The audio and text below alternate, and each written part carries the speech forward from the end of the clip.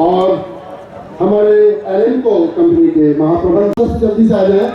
ये बहुत बड़ा 101 किलो का हार यहाँ पर उपस्थित है, मैं सबको नमन करता हूँ, सबको प्रणाम करता हूँ। जो सुनते नहीं और बोलते नहीं, ऐसे लोगों को हम सुनने की मशीन उपलब्ध कराते हैं। इस कार में आप लोगों को ये भी लगा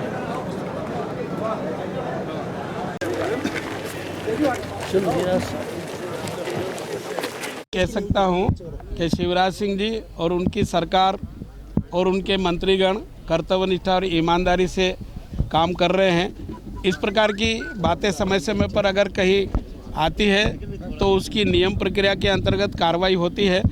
इसमें भी कार्रवाई होगी, परंतु जहां तक जो प्रारंभिक जानकारी मिल रही है उसमें कहीं हवाला या बेईमानी भ्रष्टाचार की बात सामने नहीं आती। यूपी और पंजाब चुनाव को लेकर भाजपा की इस स्थिति में अपने आप को देख रही है। मैं तो ये कहने की स्थिति में हूँ कि 5 राज्यों में चुनाव हो रहे हैं। 5 राज्यों में चुनाव के बाद भारतीय जनता पार्टी की प्योर या सहयोगियों के साथ सरकार बनेगी। लेकिन सर प्योर सरकार बनाने में जहाँ जहाँ अभी हमारी सरकार है वहाँ हम सरकार में फिर से आएंगे।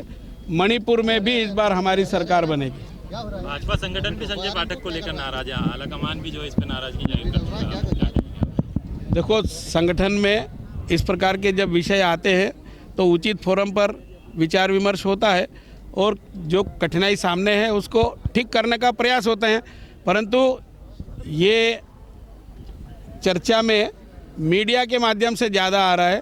संगठन स्तर पर ऐसी कोई जानकारी जिसके कारण कोई गड़बड़ी है ऐसा नहीं है। क्या लगता है संजय पाठक सरकार का आपने अलग से बोला कि दिव्यांगों को जो है जो अलग से जो है आरक्षण दिया जाता है और आपने तारीफ भी अभी की है। क्या कुछ आपने बोला था 4% और 6% मिला के 10% का आपने जो बात कही थी उसमें? देखो, मैंने कहा कि भारत सरकार पहले 3% आरक्षण देती थी, नया कानून हम बना रहे हैं उसमें 4% हो जाएगा।